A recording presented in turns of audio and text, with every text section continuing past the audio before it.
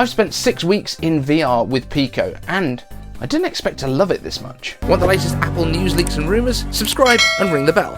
When Pico approached me to test their all-in-one VR headset, the Pico IV, I was excited because it is something new, and of course, in our space, there's a lot of buzz around headsets right now. They wanted me to check it out, take part in their fitness challenge with FitXR, and you know what? FitXR is excellent, but more on that in a minute. What I didn't expect was that they would send me the headset, the controllers and everything else, as well as a test account that gave me free access to a whole bunch of apps on the store too, for free. Now, full disclosure, I get to keep the headset, but I'll be setting up a fresh user account as soon as those freebies are gone. But this is not the last you will hear from me on VR by a long shot. Now, FitXR is genuinely a super fun way to get moving, even when you can't get out of the house. Now, my wife is a nurse, so she works some really random hours, which means I'm at home with the kids while she works, then I go out and do my more flexible day job when she's back. I like going to the gym though. I especially like those cool water massage chairs that they have at the end, and I treat myself at the end of every single workout with one of those, but that's not the point here. Crazy work hours and kids that apparently you can't leave to go to the gym even when they're asleep, who knew, means that getting there can be challenging for me, and maybe it's challenging for you as well. FitXR basically means that the gym is there anytime that you need it. It comes to you. The coaches are great, and looking to your sides you can kind of see other users who also did the class, and you can climb up the leaderboard by competing against them to catch them by working harder. And I like it being gamified. It's fun, because if you're a competitive person, getting up the ranking is a really good way to release endorphins and make yourself do it again and again and again. And that can be half of the battle. Now, the workouts are generally bodyweight based and pretty heavy on cardio, but wear some wrist weights while you do a combat workout and you're going to be feeling it after throwing fists for 10 to 30 minutes. I can tell you. Now, all of these workouts will definitely work up a sweat, and while you can score some decent points by just going through the motions and just like hitting the marks, you will get more points for the effort that you put in based on how hard you hit those marks, the power that you smash through targets, which pushes you to do better every time and work harder. The warm-ups and cool-downs are pretty important though, as I found out quite early on, waking up with really achy muscles. Stretch, people.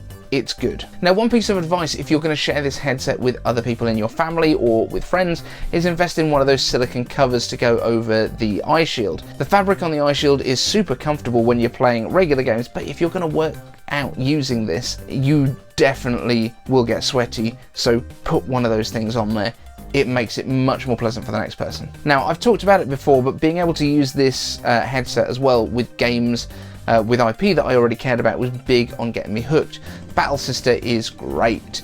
You really feel like you are fighting your way through the 41st century and fighting chaos mutants along the way, and when I get my new account, I will be buying this app 100% with my own money. So over the past week I've played with some new stuff like walk around mini golf, and honestly it's incredible.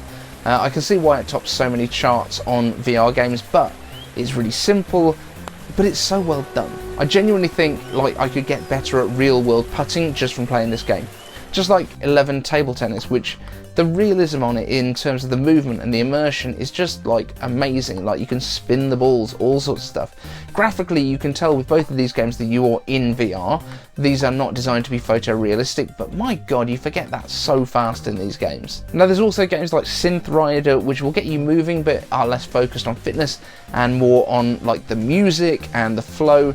The music's awesome, lower impact than punching everything that you see in FitXR's boxing and combat workouts, but as I said before, they also have dance workouts in FitXR which offer much lower impact training, but I'm terrible at them. I prefer to have those like specific targets to hit, then I know what I'm doing. Now, I'm going to say it, this VR spatial computing, or whatever it ends up being called, isn't just a fad.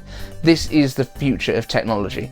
Now, I'm sure that the form factor will change over time, like it has with everything else we use, from desktops going to multiple chunky boxes to slim all-in-ones, laptops barely being lappable to what we know today, cell phones being something tethered to your car battery, versus the basically everything device that we get to carry around today to get online, take pictures, take video and stay connected. Hell, you're probably watching me on one right now, and this video was shot on mine. So whether VR and AR ends up being headsets or holodecks like Star Trek, or glasses or contact lenses, it's probably well worth your time to explore it right now, otherwise you're going to be like those people 20 years ago who were asking why they would ever want a phone that they can take with them when they have one on the wall at home. This is where technology is going.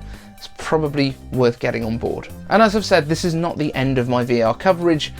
If you've got a question about VR, use hashtag #ICaveAnswers down in the comments. And thanks to Pico for sending me this headset and all of my Patreons for your support. See you in the next one. Want the latest Apple news, leaks and rumours? Subscribe and ring the bell.